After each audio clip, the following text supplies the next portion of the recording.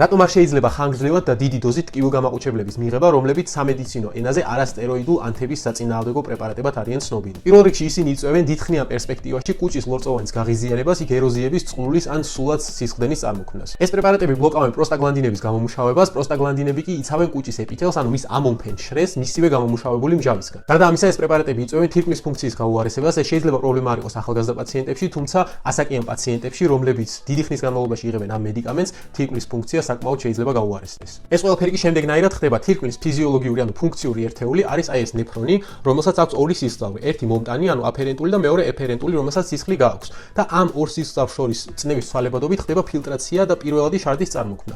აი ეს არასტეროიდული მედიკამენტები კი ზუსტად აი ამ მომტან სისხლავს ავიწროვებენ, ისევ იმ პრინციპიდან გამომდინარე, რომ ისინი ბლოკავენ პროსტაგლანდინების წარმოქმნას. ამ ყველაფერმა კი ასაკიან პაციენტში, რომელსაც თირკმლის ფუნქცია ისედაც შემცირებული აქვს, შეიძლება გამოიწვიოს ამ ორგანოს დეკომპენსაცია და თირკმლის ფუნქციის გაუარესება.